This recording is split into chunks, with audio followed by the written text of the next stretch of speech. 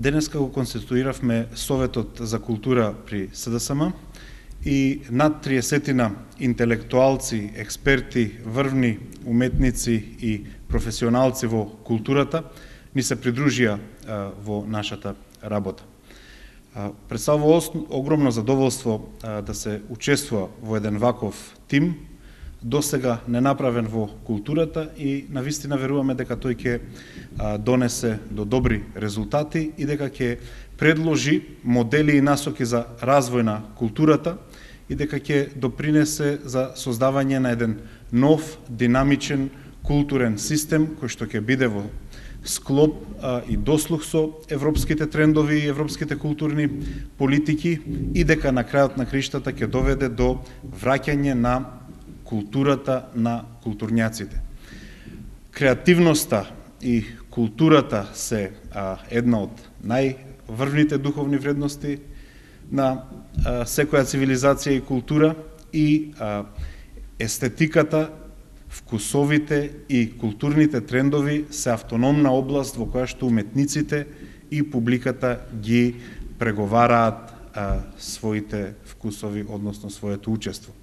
За жал кај нас во Македонија ни се случува еден многу погрешен тренд, едно киднапирање на културата од страната на власта за цели кои што нималку не се културни.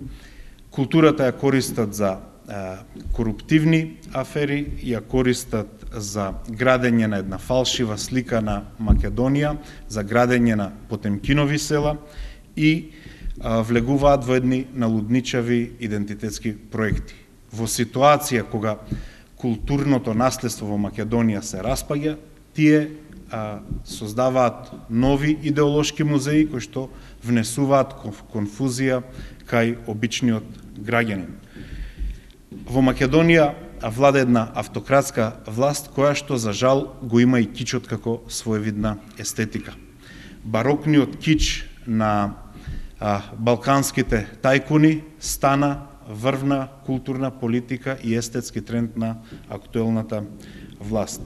Од друга страна, се што прават во културата, прават на еден анахрон и реакционерен начин.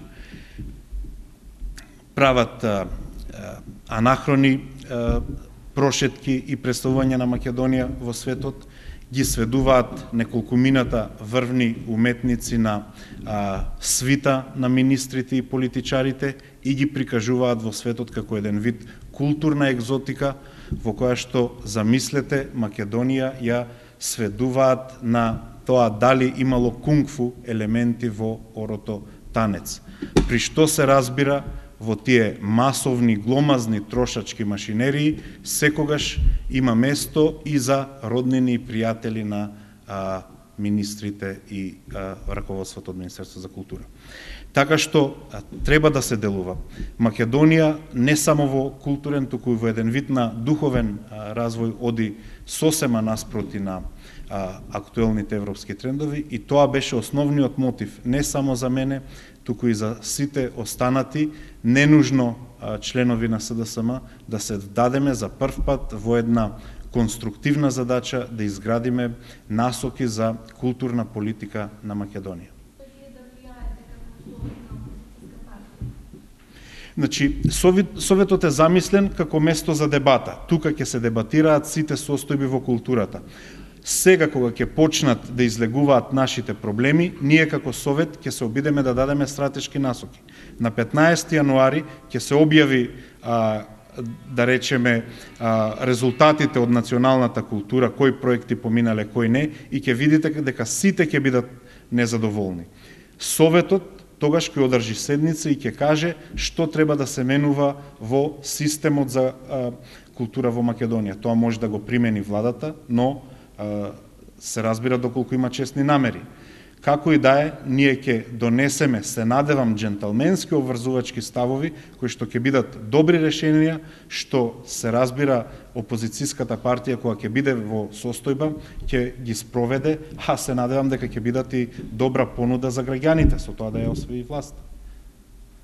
Но, значи, повторно нагласувам, без разлика како медиумската машинерија или спинови ќе не окарактеризираат. Ова е едно отворено тело во кое што членуваат и експертски, непартиски членови со сиот нив бекграунд и интегритет и се разбира партиски членови. Како форма, како политичка форма на дебатирање, ова е навистина нешто што за прв пат се случува во Македонија.